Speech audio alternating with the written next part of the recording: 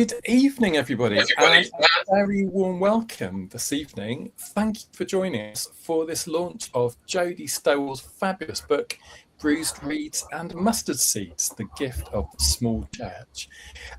How are we going to do things tonight? In a moment, Jody's going to introduce the book and read an excerpt from it. I'll offer a few thoughts in response, and then we'll open up the conversation. So please do use the chat to put your questions and comments in as we go, and we'll pick them up later and hopefully have a bit of an interactive conversation between us. And we will be finished by 8:30 at the latest. That's a promise. So it's my pleasure to introduce Jody tonight. For those of you who don't know Jody, she's a parish priest in Harrow in the Diocese of London, has been there for the whole of her ordained ministry, 15 years, and vicar there for the last 12. And Jody and I became friends through a little WhatsApp group that we set up in the early days of COVID called Space to Breathe. And it was one of those informal spaces where some of us who were vicars in various bits of the country reached out to each other with a sense of kind of common connection in being in places that in one way or another felt small, felt fragile, and were at risk of feeling a bit overwhelmed, not just by this global pandemic that had hit us all, but by the expectations of the institutional church we were part of. And that place has been a wonderful place of connection, mutual support, and a place for reflection and learning together for me, and I know for others over the last few years. And it was out of that group of friends that Jody's research into smaller churches fed into a Crucible issue a year or so back, entitled "Simpler, Humbler, Bolder?" ? And one of the many strands of that thinking is now here in this fantastic book that Jody has produced. Bruised, Reeds and Mustard Seeds, The Gift of the Small Church. A small but perfectly formed and really significant contribution to a longer, bigger conversation within a church that's anxious about its survival, where the language of growth dominates that conversation. The question is, what place is there for the small? What are the gifts that small churches might bring to the wider church and the wider world?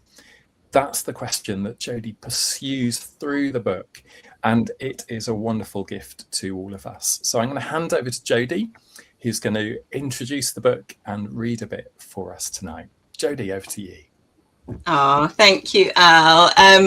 So it's great to be here, and I really wanted to. So I've done a few kind of small on-site book launches, and that was my intention to go around different smaller churches and to kind of talk about the book and allow different places to be part of the conversation. So that's why I wanted to kind of do something online as well. It's just about making everything as accessible as possible. People who couldn't make it to the on-site. So so I hope you enjoy and feel part of this. And it's really about kind of drawing people together in all kinds of ways. So, what is your definition of small? This is normally the first question, or one of the first questions that I tend to get asked when people find out, or I tell them, or something comes up where they discover that I have written a book about smaller churches. They say, what's your definition of small? And I generally think, if you have to ask, then you are a smaller church. So people, often clergy, tend to want to know, how have I defined small in the book? I think so that perhaps they are reassured that my definition doesn't include them, their church. And so the question does give me a little smile, but it is a sad smile, just a little bit poignant, because the reality is that clergy and congregations of smaller churches are often living with a sense of shame and anxiety that I don't think they need to bear in who they are. I think they hope to alleviate some of that anxiety around being a small church that they know they are by taking themselves out of a definition, maybe some arbitrary definition that I somehow have come up with. But I offer no such soothing, I'm afraid. But of course, what I would say is that's okay, because what I want to do in the book is to encourage people of the wonder that is the smaller church. And so the definition, there is a definition, there's a whole chapter on what small means in the book, but it is fairly wide and generous and focuses more on an idea of what I call smaller church energy. And so the charisms that I think are inherent to smaller church communities, such things as nimbleness, attentiveness to the Spirit, belonging, amongst others. And of course, these are not things that are absent in bigger churches.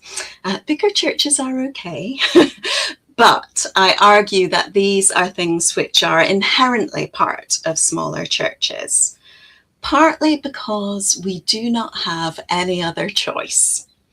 We are catalyzed into something which I would say is better, but often through situations that we would not have chosen.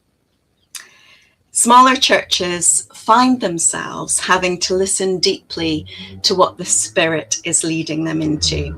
They don't have the temptation of simply doing all the things that they think makes them look like a successful church. I don't know what runs through your head when I say the things that a successful church does. For me, it might be things like I can't do a toddler group, a youth group, and an after-school club, and a community cafe, and a junior church. So whatever smorgasbord of activity fits in that little ticker tape that runs it on your inner monologue when you think, oh, I wish my church was a more successful church. Smaller churches just can't do that. We can't afford to. We don't have the financial or the human resources to do all of those things. So what it means is that smaller churches have to lean into what the Spirit is saying for that community at that moment, which is, of course, the better thing. But it isn't easy to shift ourselves into this path when the loud voices from within and without are telling us that somehow we're failing. So the book has come out of a number of years of this kind of struggle, and as Al has said, has been part of a wider conversation going on. So, you know, I have been a parish priest and am a parish priest of a smaller church.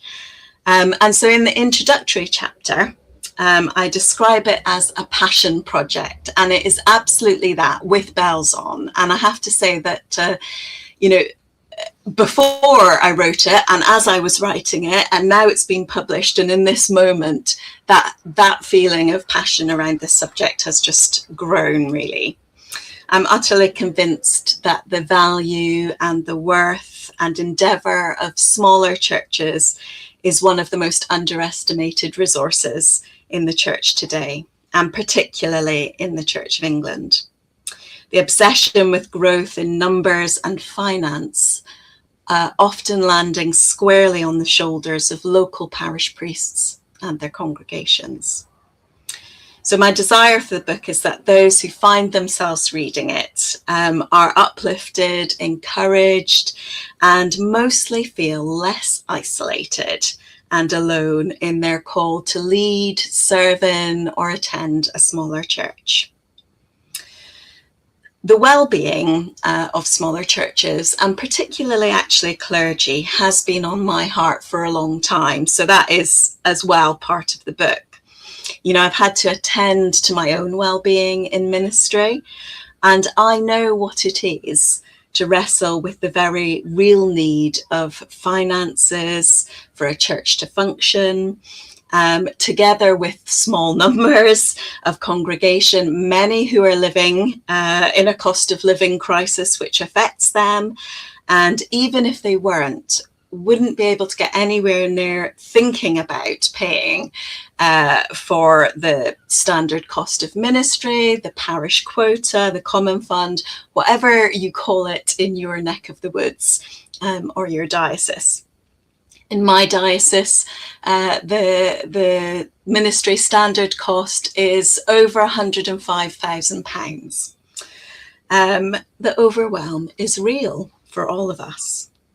The pressure to see the mission of God that we are called to through the lens of increase and growth in the language of attendance and finance is often just too hard to bear. And clergy and congregations often find themselves focusing on what performance they need to deliver so that the biggest growth is seen, rather than on what the Spirit is calling them to. So I do explore issues around anxiety, hopefully offering comfort and challenge to those of us who find ourselves in this sort of maelstrom that we feel maneuvered by. And the difficulty is that we are inhabiting an institution that is highly anxious, and anxiety transmits. And we will often do unhelpful things to soothe our anxieties, personally and corporately. And institutionally, when anxiety is the driver, we can end up with solutions which are about soothing the existential anxiety that comes from financial insecurity, the financial insecurity that we're living with as smaller churches, rather than being a church which is able to catch that unexpected glimpse of the Spirit in places and through people that are undervalued, unseen, and invisible in the institution and often in our nation. In this state of anxiety, these solutions, programs, and conferences that we all know and we all get sort of drawn into are a bit like a drug. They are our self-medication against the anxiety, but they don't last and they are likely to be built on sand. We know this. So the anxiety is passed on until it often lands on the parish priest to deliver the program or the shiny initiative that will somehow save the Church of England. No wonder clergy are leaving ministry early, often sick, stressed, and disillusioned. It makes me cross.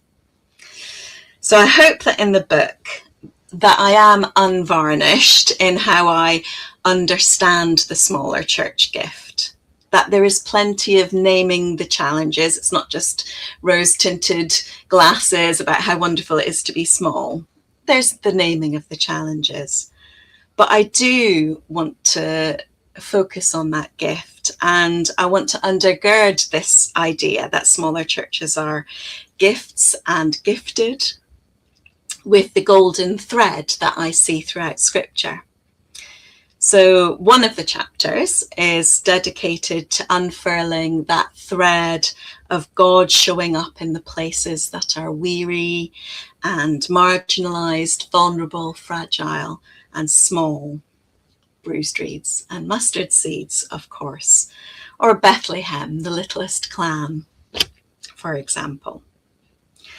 That fundamentally God seems to not only go towards these spaces, but in the end that these are the places from whence God comes. These places are not simply to be done to be helped and resourced from bigger and better entities, although that, of course, but that these places may just be the places that can help the anxious institution lay down its anxiety rather than pass it on.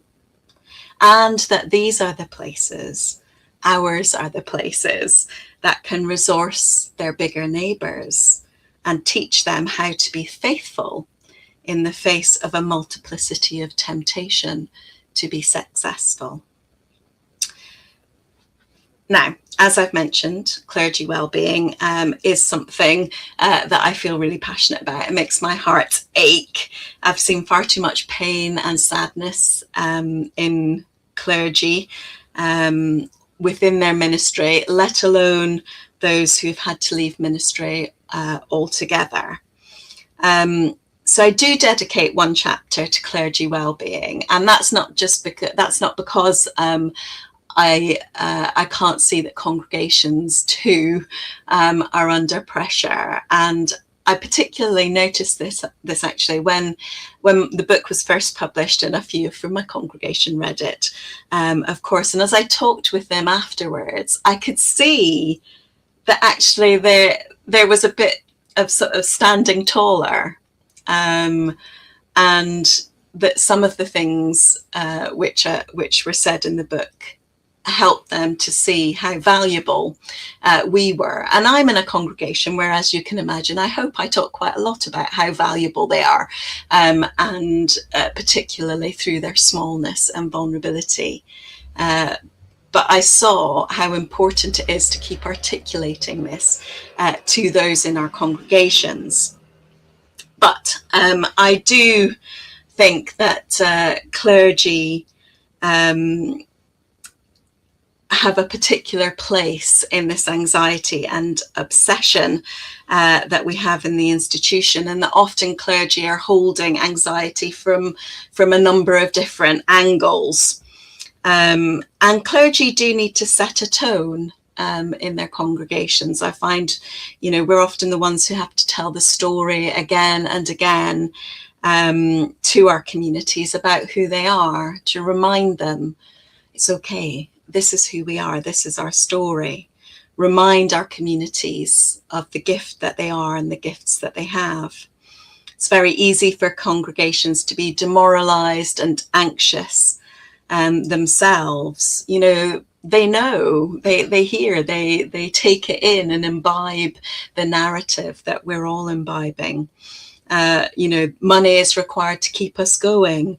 There is a threat around closing smaller churches, and communities might not exist if we don't get more people in, if we don't have more money. All of that anxiety, it's so toxic. And sometimes it can lead to this sort of hope or expectation that somehow the vicar should fix it. And the reality is that place of handling all those different anxieties from different perspectives is a really dangerous place for clergy to be. I draw quite a lot on Edwin Friedman, who writes about leadership. And one of the things that he says about this particular position that clergy can be in is this. So he warns: the position that is most dangerous to a leader's health is what I call the togetherness position, in which the leader feels responsible for keeping a system together. Such leaders are most likely to suffer burnout, function badly, or suddenly die when forces pulling in opposite directions have stretched their capacity to hold things together to its breaking point. So we can feel that, maybe that's slightly exaggerating the point, but the reality, I think, is that it can be literally life-threatening for us not to deal with our institutional anxiety issue.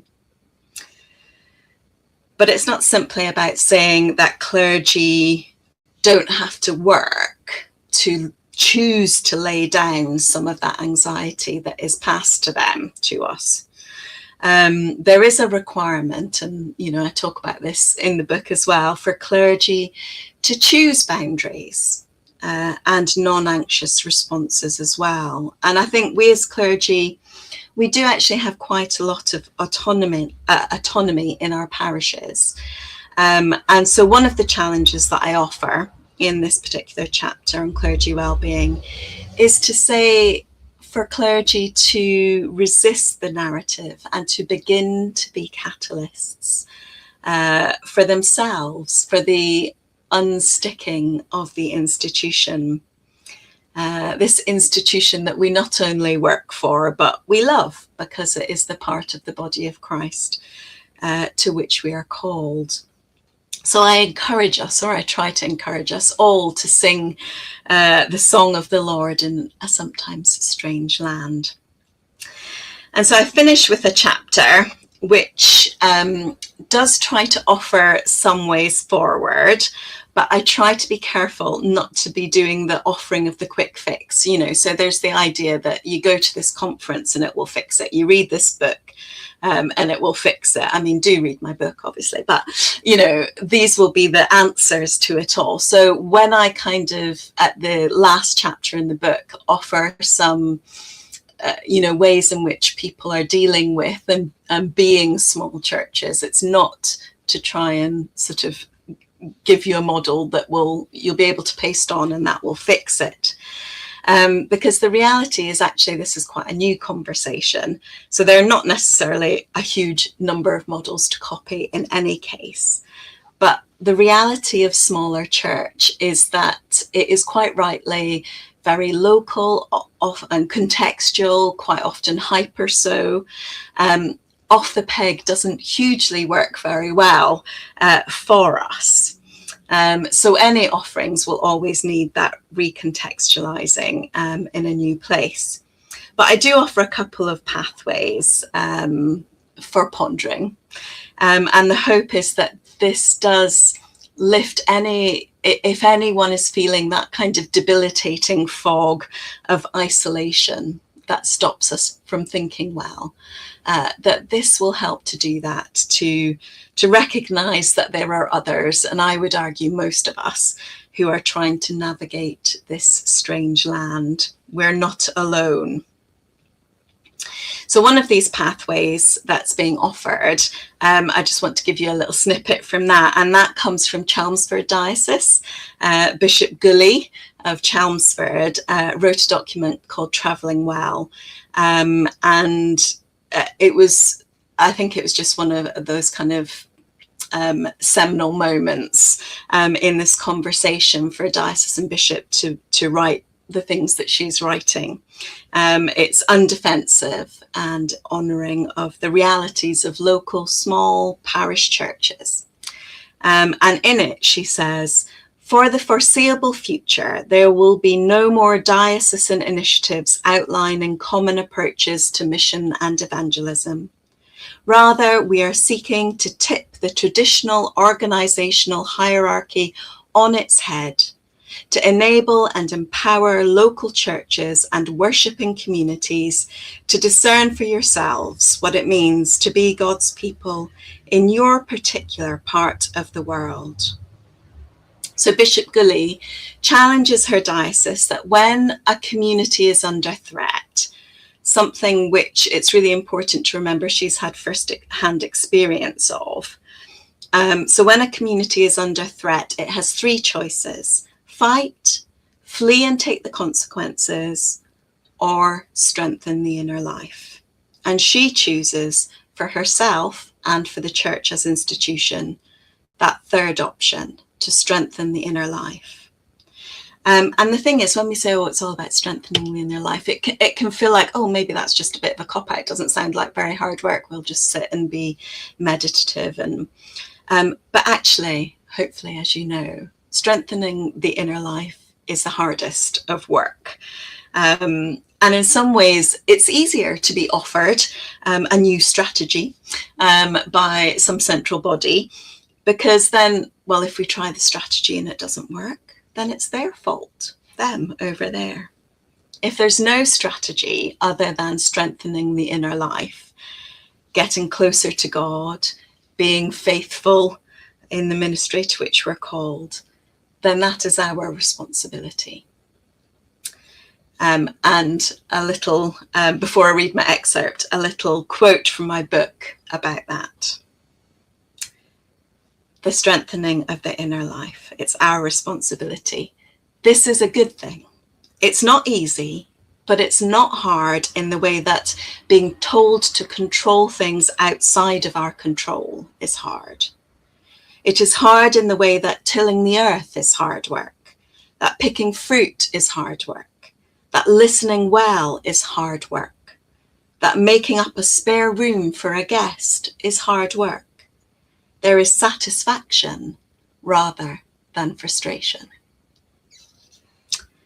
So I'm going to read a short, well, couple of pages from my book. Let me just move this. So the excerpt is page 45 to 47, and it comes in the middle of chapter 3, which is the chapter on scripture, sort of undergirding the value of the small and the fragile. And the section that I'm going to read to you begins the golden thread, Micah 5, verse 2. It seems very clear to me that the place of the small, of being inadequate for the task ahead, is a golden thread through the whole of Scripture and creation. From the God who creates ants for fun and daffodils just because, to the stories of individuals called in their wholly inadequate and fragile forms, the displaced and anxious Moses, the child David, all the younger brothers and unnamed sisters, the young insignificant Mary, the rough and uneducated disciples, and of course, the choice of God to be born from the smallest clan in the House of Bread town. But you, O Bethlehem of Ephrathah, who are one of the little clans of Judah, from you shall come forth for me one who is to rule in Israel, whose origin is from of old, from ancient days. We know it really, don't we? God likes the small. God's predisposition is towards the margins, the curtailed and squeezed spaces. From the spurned women, the outcast, the disabled, the uneducated, the poor, the thorns in sides. We know this. How often we sometimes forget. Or perhaps we just think these are things to be healed, or born, or fixed. But that is not how Scripture talks about them. It is not just to these places we are told to go. It is from these places that we are told to expect God. I wonder how often smaller churches, their congregations and their leaders feel underestimated. The statistics and the stories rarely come from our places. We are unseen and undervalued, and perhaps because of that, we begin to feel embarrassed about what we have to offer. And yet, if you are anything like me, there may be something within you that strongly resists this rhetoric, and I encourage that resistance. In my own context, I spend quite a lot of time reframing our story. Our story could be framed around decline, a heyday in the past that likely never existed quite as it is remembered, and one full of financial insecurity. My parish was established in the 1930s, beginning as a mission tent, then a community building, and then in 1958, the church building as it is now was built. In the 1980s, it was combined with another parish because it was not able to pay enough to the Central Diocesan Fund. And this is something that remains in our story and for some carries a sense of shame. In 2005, we became our own parish again, and there is a residual fear about returning to the situation of having to be joined with another parish. This was seen as a failure, and it remains with us in the story we are now writing. Add to this the decline in numbers, particularly as a result of the pandemic, and things can seem pretty dire. So what is there to reframe? And is it simply being in denial about our lack? Our story can also be told as one in which we have always been a small group of God's people seeking to bless the community in which we have been put. From the beginnings of the mission tent to the community building that gathered people throughout the week into the space that on Sundays became church. There was no separation between the spaces used by the wider community and the worshipping community. When the church building was built in 1958 and the community building became solely used for community activities and the church building was single use for church activities, this separated us from our community. In the 2000s, the church community began to have a vision for making the church space a more open and accessible place. They called it Open Doors. I inherited this project when I arrived as the vicar in 2014, and in 2016, the bulldozers arrived. The older community building, which had become dilapidated, was demolished, and the church building gained an update of its current space and some extra rooms added.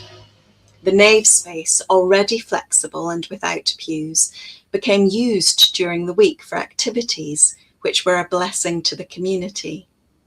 We returned to the DNA of our church community, in which the wider community is drawn into the worshipping community space to receive the love of God in all manner of ways. The project was named Open Church, and we agreed that the church will remain open and unlocked each day for people to come and pray and enjoy the space. During the week, we see many people enjoying the space, receiving God's love in many different ways. From this small community of God's people being the hands and feet of Jesus in the world. From a chair-based Pilates group to afternoon tea, cake and games, toddlers and an English class, we bless the community of which we are a part. Our local primary schools regularly visit us and learn about the God who loved the world so much that he sent his only son. And I regularly visit them and listen to the insights, questions, and thoughts of children from many different parts of the world. These things that we do are so much more than the sum of their parts. We are not simply a social club or a community centre. We are a church that does community. We take seriously the calling from our beginning to be in and for the community in which we are set. This is our particular charism. This is the lampstand and spirit of our church. And we are thriving and living out our calling. Ignore and underestimate us at your peril. Too often, smaller churches are only seen for, as it's called in the Church of England, our usual Sunday attendance. This is such a reductive way of seeing God at work in our churches. It is unlikely that the institutional church would have chosen Bethlehem as the place of God's incarnation.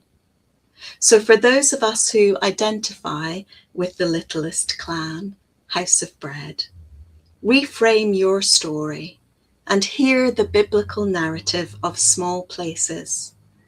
God comes to you and God comes from you.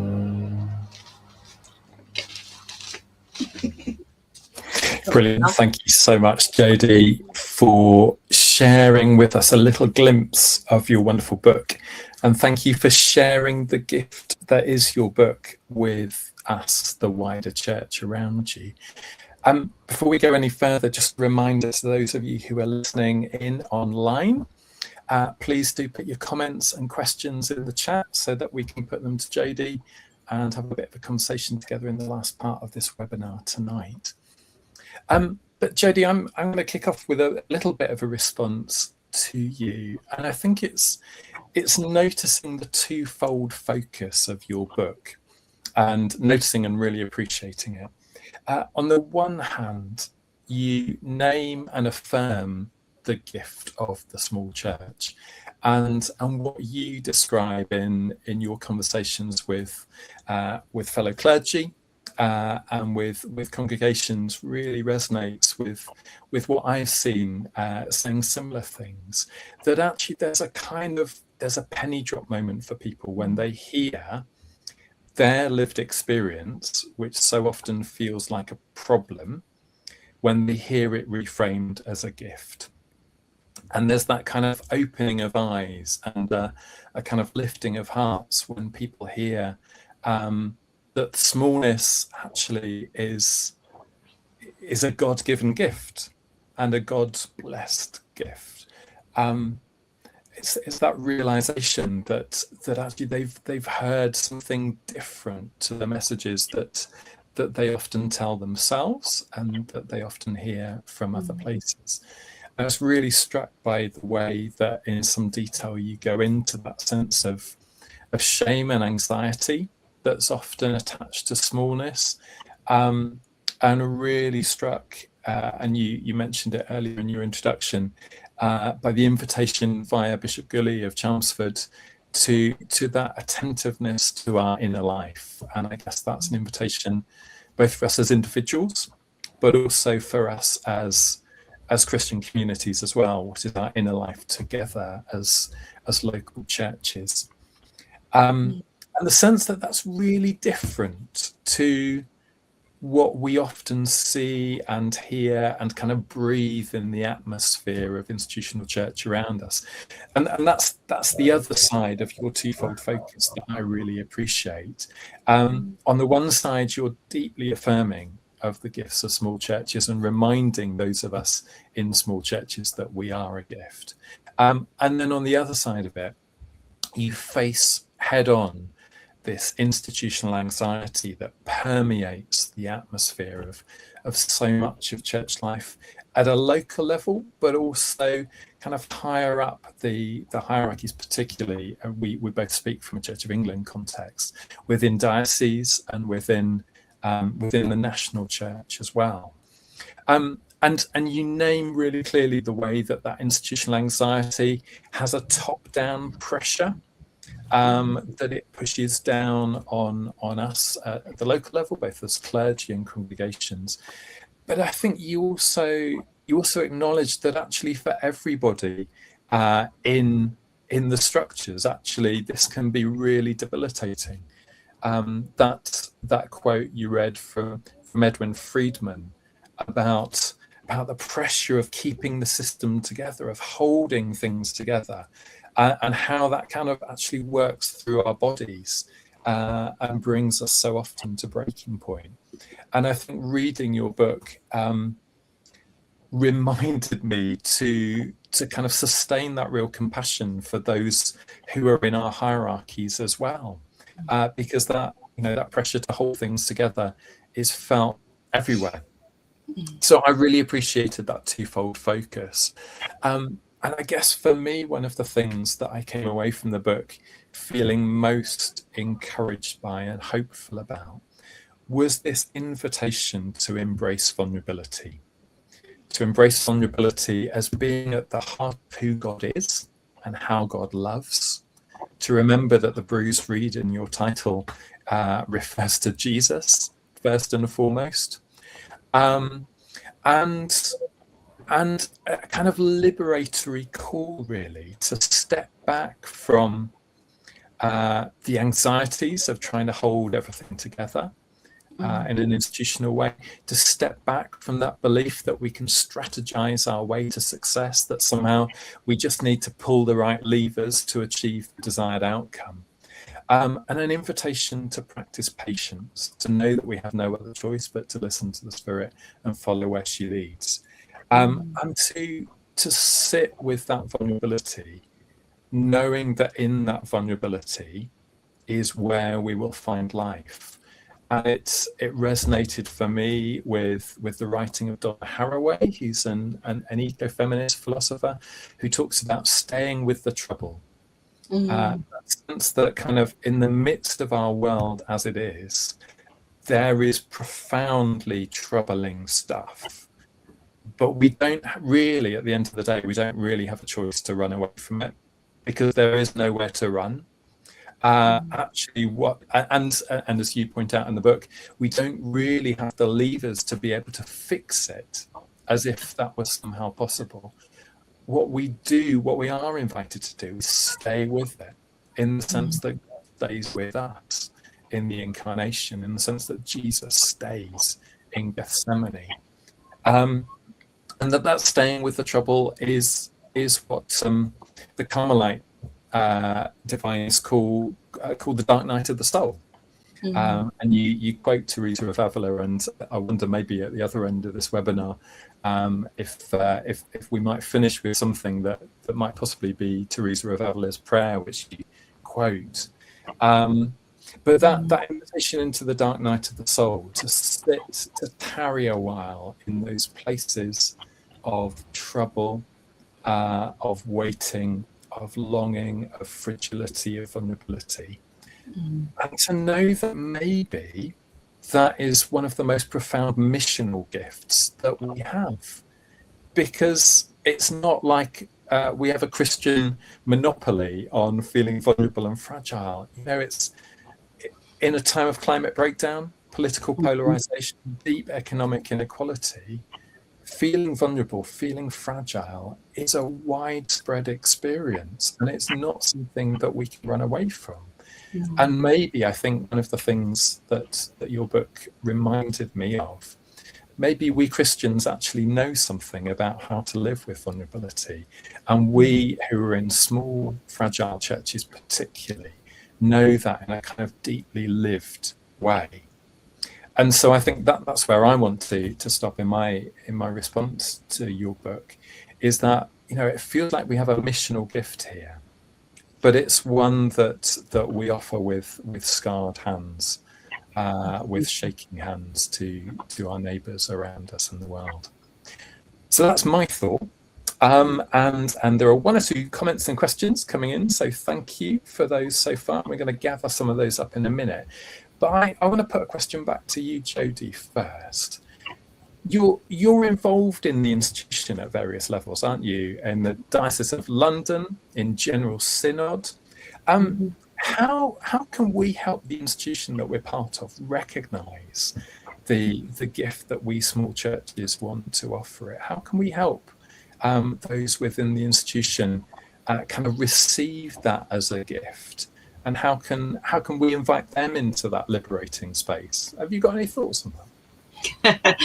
I have some thoughts, whether they're any good. No, and I think that just what you were saying. So as you were speaking, I was reminded when one of the book launches that I did was at St Chad's in Rubery, so just down the road from Al, after I'd been to his place, and my conversation partner said. He was giving a response to the book, and one of the things he said was, in reality, the book is about smaller churches, but also it's really about what it means to be human. And I thought, yeah, I cannot. I don't have a poker face, and this clearly is the same when I'm writing as well. That basically I'm just writing about, this is how I feel about this stuff. This is. These are the things that that are important to me, that shape me, and I very much am a heart on my sleeve kind of person. But I think that the way that you put it, Hal, which sounds much better, is about sitting with that vulnerability, choosing to do that, and actually, when we do that in all the spaces in which we exist, whether that's in our smaller church communities or in the General Synod, or I'm Bishop's chaplain as well, so I'm in the sort of staff team conversations and meetings, which all have this stuff going on about how do we manage the reality of our vulnerabilities, whether it's our financial vulnerabilities or whatever, and the reality that we're living in, with wanting to be able to be attentive, to be still enough to be attentive to what the Spirit is doing. You know, that sort of, we've just had in our gospel readings, you know, the treasure, the bright field, the pearl of great price, and to be able to be still and not be so focused on the, you know, being single-minded, which we often, you know, well, I know I often talk about it, think of it as being a positive thing, but we can be so on this track that we miss, you know, the treasure, we miss the burning bush, we miss that we don't have, we need to allow ourselves to be distracted by God, you know, to turn aside like Moses to the burning bush. And I think really all we can do in any space, whether I'm feeling like it in General Synod or wherever, is to live that reality, become you know, more and more our own authentic selves when it comes to that inner life with God, and by doing so, freeing up other people to do the same, whether they are bishops or, you know, archbishops or, you know, other members of synod or whatever, to free people to do the same. You know, we have to take courage and do that ourselves and keep doing that, because I think we can, some of us can be more naturally inclined that way, to allow our vulnerability to be part of our spirituality. But you know, I mean, also, if you're anything like me, you know, I can then head for the hills if you know, if it become a bit more emotionally detached, if I'm, you know, suddenly get spooked. So it's partly just continuing to be intentional about that. In the book it says that, you know, I draw on an article that talks about fragility being a primordial part of humanity. It's not something which was broken in us and therefore we're fragile, but actually fragile is part of what it means to be human from the beginning, and therefore there must be something divine about it. Thank you. So church is a place where we learn to become more human. That's profound and yeah, really helpful. Thank you. That resonates with something that Tony online has put here, suggesting that if we as churches don't come over as people who have all the answers, that honestly that will probably help in our work and mission. So that kind of resonates with that sense of being human and showing up as human beings and embracing our vulnerability in that. And Trudy asked a question that's a little bit similar to the one that I just put to you, but I'm going to put it in her words. How do we convince our bishops, etc., that diocesan strategies do not necessarily work for small churches and do in fact feed into the fear? Yeah, I mean, it's a really good question. Hello, Trudy. I know Trudy, so hello. Yeah, it is tricky, because I think the reality, of course, as Al also said, is that having generosity and sympathy for those who are in that part of the structure, bishops, archdeacons, and you know, they are feeling the fear as well. They are dealing with the anxiety as well. It's not just something which that sort of trips down to clergy and congregations. So often it's not that they are unaware that maybe this actually isn't helpful. There just doesn't seem to be another way, or, you know, of sort of unsticking this, apart from something like what Bishop Gully has done, which is to just sort of break the spell a little bit, because it does feel a little bit sometimes like emperor's new clothes. But it does need someone to do that. And actually, whilst I do think that as congregations and clergy we can be catalysts for this stuff, there is something really powerful about someone who is part of the different sort of part of the hierarchy, I guess, just dropping that in. And Bishop Gully had this massive standing ovation when she talked at the Festival of Preaching about this the first time. And I remember listening to her and thinking, that is, she's saying what we're, that it's that resonating with everything we were thinking. So I guess I would say I think we just have to do the thing. We just have to do the thing in our space and take courage, because it's not easy, actually, and it's not going to be easy to keep doing that.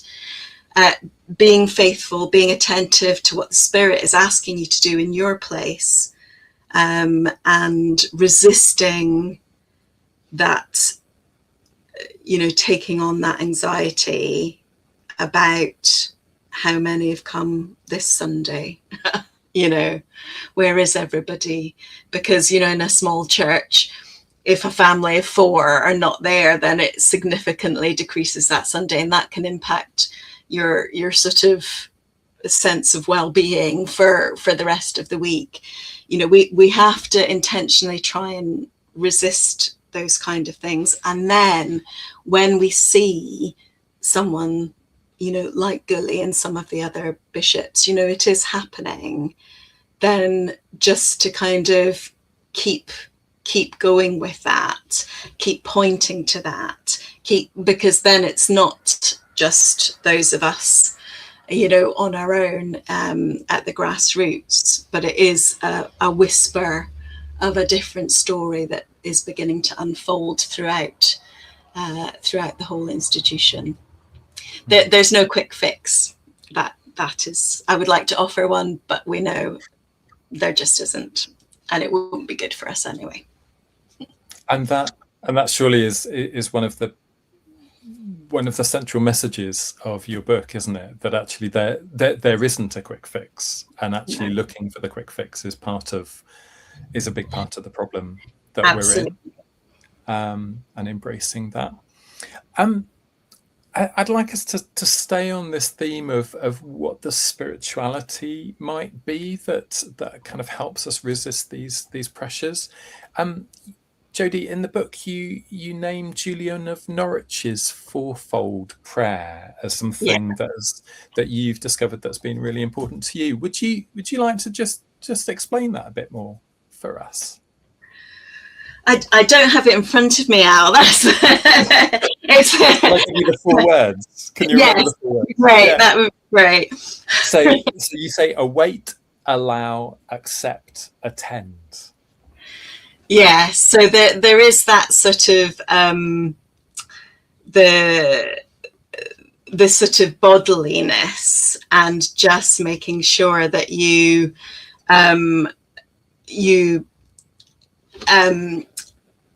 are sitting in the present. I guess that's the thing with Julian of Norwich. It's very much about understanding yourself in the present, that being where God meets us. So, actually going back to the R.S. Thomas poem, The Bright Field, which is the pearl of great price and that hidden treasure. One of the things that he talks about is not hankering at, not hurrying on to a receding future that is always in the distance and actually isn't real, nor hankering after a receding past, in that sort of nostalgia about an imagined past that actually never was. And so I think that's really the Julian of Norwich thing that I was grasping, the reality of the only place where we can sort of encounter God is in that present, and anything else doesn't exist, has gone, or is just not actually real. And so choosing to sit and be attentive in that moment is the thing that will, I guess, strengthen the inner life when we come on, as we go on to talk about those things. And I guess I'm really pondering the moment that one of the images, the contemporary images of the spirit, which is sort of speaking to me at the moment, is the image of the kingfisher. So I have some kingfisher earrings on, and that is because this idea of choosing to just be patient, you mentioned that, Al, to sit, to watch and wait in the difficult things, but just in life. The kingfisher is that bird which, if you don't sit and wait, you're never going to see it.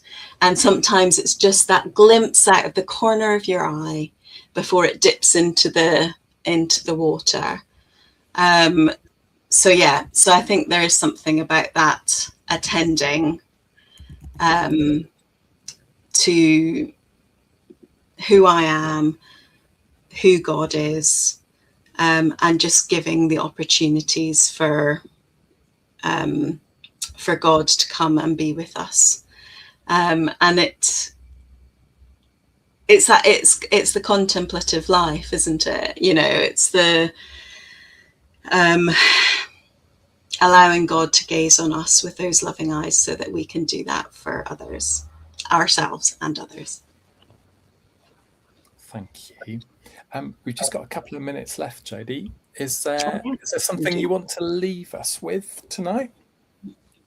So I guess as I was thinking about this, that the thing that I hope, my biggest hope for this book, and for those who read it, is that it will come to those who need it, I guess. I said at the beginning, and this is the big thing, that I want it to be an encouragement. I want it to lift people up and give people just a real sense of how precious they are.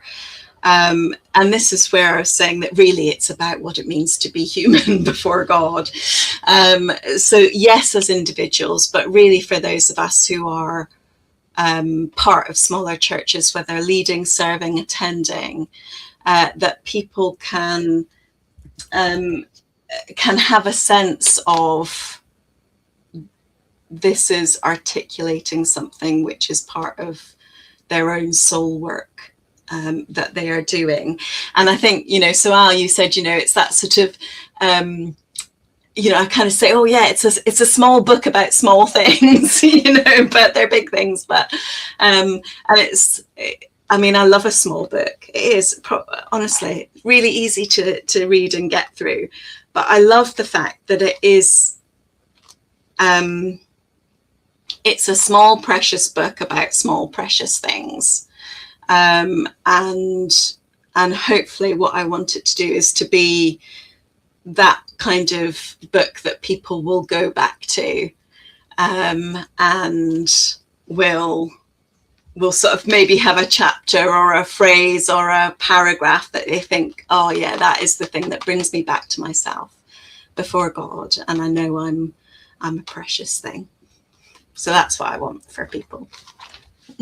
Fabulous. That's a great place to end this conversation. Thank you so much to you, Jody, for tonight, and thank you to everyone who's been watching. Thank you so much, Al. Bye, everyone.